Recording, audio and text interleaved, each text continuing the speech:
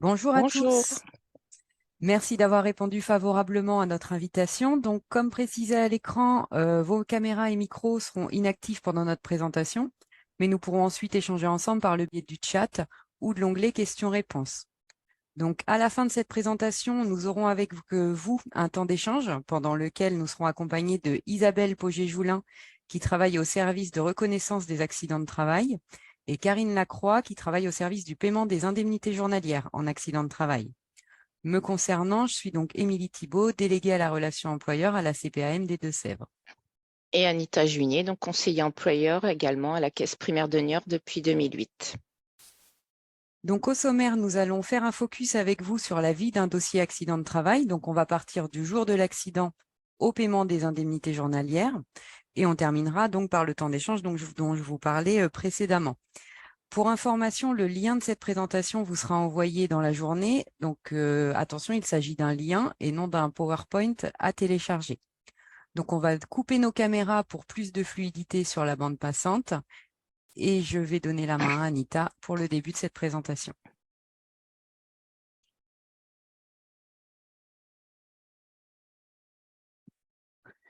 Alors, donc, dans cette première partie, nous allons faire le déroulé entre le jour de l'accident de travail et l'instruction du dossier.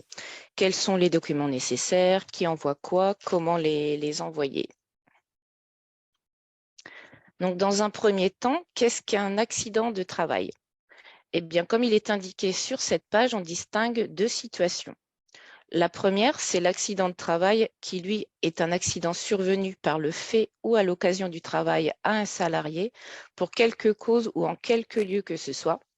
L'accident du travail peut notamment survenir durant une mission professionnelle confiée au salarié. La seconde, il s'agit de l'accident de trajet, c'est-à-dire lorsque l'accident survient sur le trajet direct entre le domicile et le lieu du travail, ou encore entre le lieu de travail et le lieu de restauration habituel. Ce qu'il est important de dire, c'est que tout accident survenu au temps et au lieu du travail est présumé d'origine professionnelle. Alors, concernant les obligations de chaque partie lors d'un accident, le salarié donc, se doit d'informer son employeur le jour de l'accident ou au plus tard le lendemain et lui transmettre son avis de travail délivré par le médecin s'il y a lieu et transmettre à la CPAM le certificat initial si le médecin ne l'a pas fait. L'employeur, lui, doit sous 48 heures, après avoir eu connaissance de l'accident, faire parvenir à la caisse primaire une déclaration d'accident de travail, fournir la feuille de soins à son salarié pour que celui-ci n'ait pas à faire d'avance de frais et envoyer à la caisse primaire également une attestation de salaire en accident de travail s'il y a un arrêt, bien sûr. La CPAM, quant à elle, se doit de respecter les délais d'instruction et d'informer les différentes parties du suivi du dossier par le biais de l'UCI ou par envoi postal si l'entreprise n'est pas encore inscrite.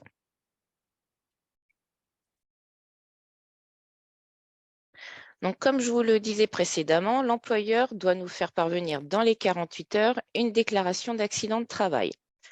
Pour ce faire, donc, il a à sa disposition sur le site Net Entreprise la dématérialisation de ce document. Donc, il suffit donc de se connecter sur son compte sur le site netentreprise.fr et d'accéder directement à la déclaration à compléter. Si certains d'entre vous n'y ont pas encore d'accès, vous aurez la possibilité de nous contacter par le biais de Dépodoc Assistance pour que nous le fassions ensemble.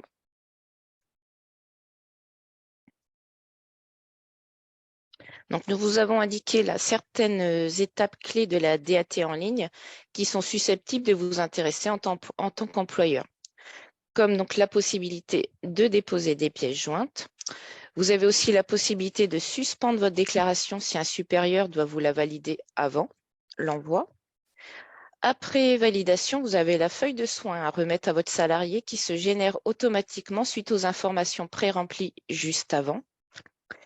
Et donc, c'est nouveau. Depuis janvier dernier, dans l'étape 1, vous avez la possibilité d'ajouter des réserves. Mais attention, cette action n'est possible que dans les 10 jours francs après la réalisation de votre déclaration d'accident de travail.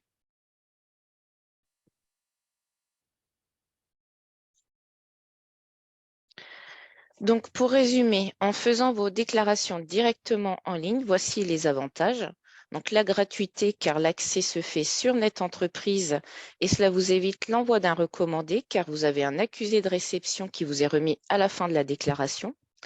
La rapidité, possibilité de joindre donc des pièces complémentaires et l'édition de la feuille de soins pré-remplie à remettre à votre salarié.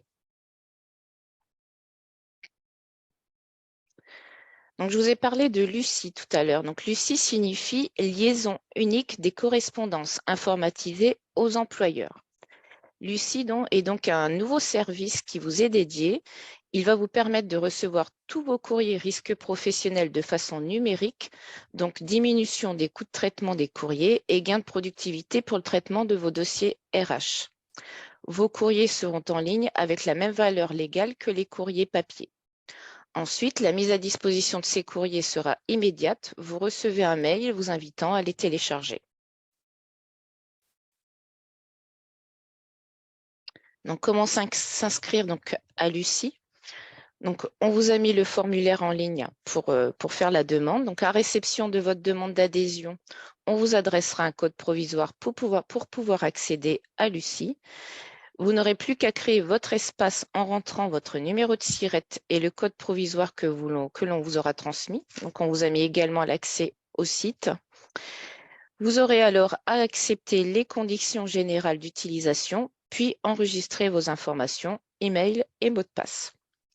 Donc, pour finaliser votre inscription et activer votre compte, il vous suffira de cliquer sur le lien reçu par mail, puis de vous connecter sur votre compte. Ainsi, à chaque nouveau courrier, la CPAM vous informera par email, ainsi que les personnes à qui vous aurez donné l'autorisation, et vous aurez 30 jours pour les télécharger.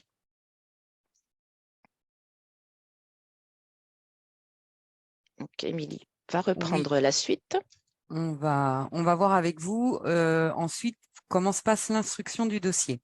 Alors, quand débute cette procédure? Eh bien, à partir du moment pardon, où la CPAM a reçu le certificat initial en accident de travail de votre salarié et que vous avez transmis la déclaration d'accident du travail, on peut débuter l'instruction du dossier.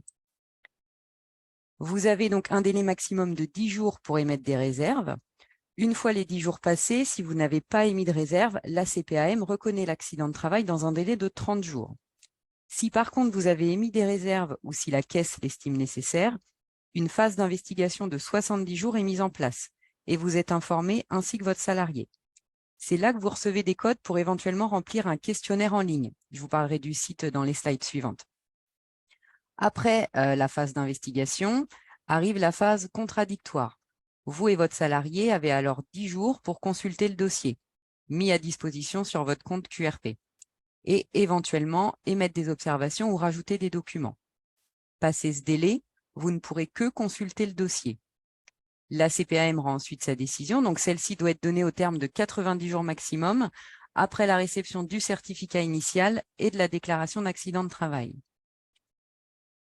Donc, s'il y a investigation, donc vous recevez un courrier en recommandé et vous pouvez avoir un questionnaire risque professionnel à compléter, ce qu'on appelle aussi QRP. Si c'est la première fois que l'on vous demande un questionnaire à remplir, vous recevez un code d'accès par courrier pour votre première connexion au site. Si vous avez déjà des identifiants, vous recevez un mail vous informant d'un nouveau questionnaire à compléter. Attention, si dans l'entreprise, vous êtes plusieurs à pouvoir remplir ces questionnaires, pensez à enregistrer une adresse mail générique. Une fois que vous avez accès donc au questionnaire, vous avez alors 20 jours pour y répondre. Pour information, le compte QRP donc, sert également à consulter toutes les pièces du dossier. Donc, comment se présente le site, comment vous connecter? Donc, c'est dans cet encadré que vous devez vous inscrire, donc en complétant avec le code de déblocage que vous aurez reçu par courrier ou avec votre mot de passe habituel si vous êtes déjà inscrit. Une fois inscrit, voilà comment se présente le site. Donc, vous avez votre page d'accueil avec tous vos cirés, si vous gérez plusieurs établissements. Vous pouvez également donc compléter vos questionnaires en ligne ou les imprimer si nécessaire. Et comme je vous le disais précédemment, le compte sert également à consulter vos dossiers en cours et des rappels concernant les échéances des dossiers vous sont notifiés par mail. Donc, pour récapituler l'instruction d'un dossier accident de travail, donc pour un accident sans contestation, il faut compter 1 mois d'instruction. et vous êtes informé directement par Lucie, donc dont vous parlez Anita tout à l'heure, ou par courrier de la prise en charge. Et pour un accident avec des investigations, il faut compter un délai d'instruction de 3 mois. Donc, une fois que le dossier accident de travail est reconnu, on va passer sur la phase d'indemnisation. Alors oui, donc, je reprends la main. Donc, dans un premier temps, un petit rappel sur la date du dernier jour du travail à nous indiquer sur vos attestations de salaire. Donc, c'est la date du jour de l'accident de travail ou de l'accident de trajet. Le jour de l'accident est dû par l'employeur et la caisse primaire prend en charge à compter du lendemain. Donc, pour rappel, il n'y a pas de carence non plus en accident de travail.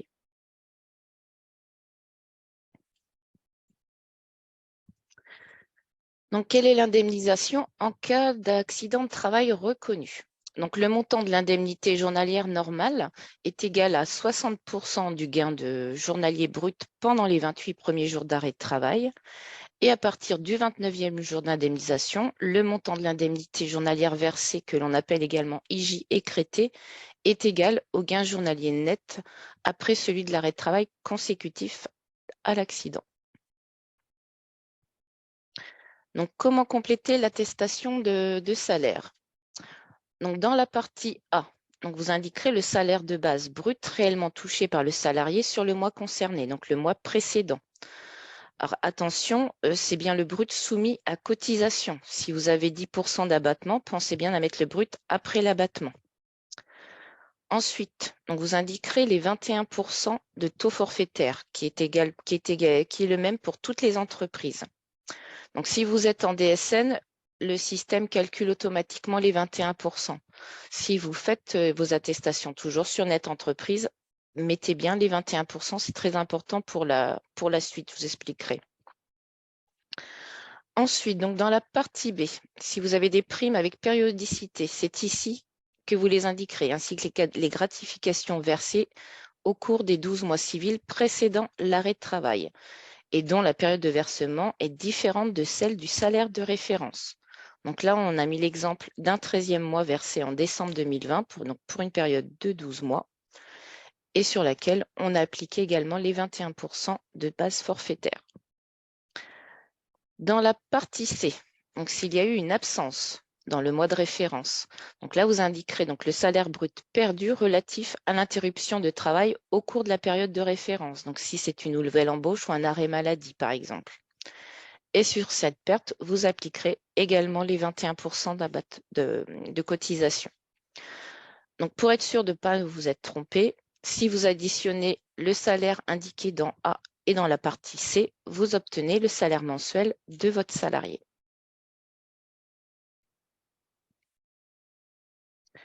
Donc, comment calcule-t-on le salaire de référence? Eh bien, nous allons additionner donc les salaires de la partie A, de la partie C, et nous allons donc prendre au prorata, donc comme dans l'exemple 1/12e, de la prime de période, de la prime donc du 13e mois. Donc, ce qui nous fait 1600 plus 200 plus 150 euros. On obtient donc un salaire brut de 1950 euros. Donc ensuite, 3 étapes de calcul pour l'indemnité journalière.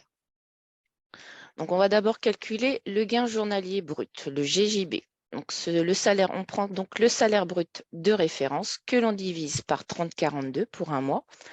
Et donc, dans notre exemple, on a 1950 donc divisé par 30,42, on obtient un GJB à 64,10 euros.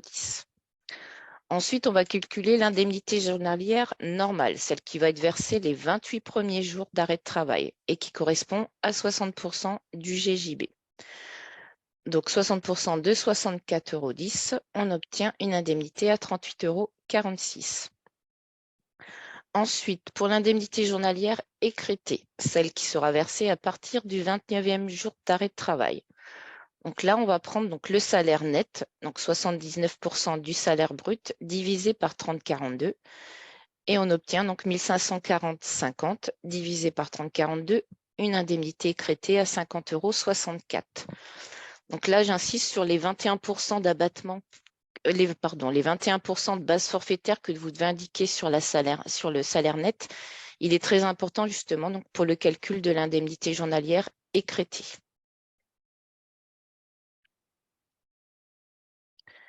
Donc, pour récapituler, donc, salaire de référence, donc on avait 1 950 € brut. Ensuite, on a calculé un salaire net à 1 540,50 €.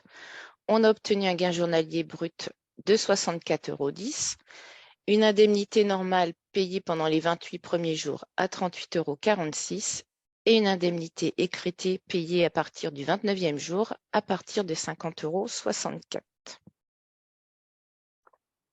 J'espère avoir été claire dans mes explications. Donc, Oui, je vais prendre la voilà. suite concernant le mi-temps thérapeutique. Donc, votre salarié, donc dans quelle situation? Donc déjà, votre salarié a reçu une prescription en mi-temps thérapeutique en rapport avec son accident de travail. Donc, il doit nous adresser les volets 1 et 2 dans les 48 heures. Et de votre côté, vous devez nous transmettre une attestation en mi-temps lorsque le mois ou la période est échue. Donc, pour le moment, toujours sur Net Entreprise. Donc, l'attestation de salaire en mi-temps thérapeutique. Donc, Anita vous a fait le détail tout à l'heure pour un arrêt à temps complet. Concernant le mi-temps thérapeutique, donc on retrouve toujours la partie A où vous nous indiquez le salaire réellement perçu pendant le mois et toujours avec cette base des 21%. Et dans la partie C, vous allez nous indiquer le salaire brut réellement perdu par votre salarié sur le mois concerné. Donc attention, il faut bien renseigner les périodes de congés payés sur la période maintenant. Donc, comment on va calculer notre indemnité journalière en mi-temps thérapeutique? Donc, on vous a mis un exemple. Donc là, on a un mi-temps thérapeutique qui est précédé d'un arrêt à temps complet accident de travail jusqu'au 30 septembre 2021. Au 30 septembre 2021, l'indemnité journalière payée était de 50,64 €. Donc, le salarié est en mi-temps thérapeutique sur le mois d'octobre et l'employeur nous a indiqué une perte de salaire sur le mois d'octobre à 600 €. On va simplement diviser ces 600 € par 31, nombre de jours du mois, ce qui nous donnera une indemnité journalière brute payée à 19,35 €. En fait, là où on voulait insister, c'est surtout sur le petit encadré en vert qu'on vous a mis, comme quoi le montant de l'indemnité journalière servie est limité à la dernière indemnité journalière versée. Grossièrement, ça veut dire qu'en mi-temps thérapeutique, même si vous nous indiquez une perte de salaire plus importante, en mi-temps thérapeutique, l'indemnité journalière ne pourra jamais être supérieure à l'indemnité journalière à temps complet. Ce qui paraît logique, mais il vaut mieux le préciser. Donc, on en a terminé sur la partie présentation de l'avis du dossier accident de travail, où on va être rejoint par nos collègues pendant ce temps d'échange. Si vous avez des questions, n'hésitez pas donc dans l'onglet questions et réponses ou dans la partie chat.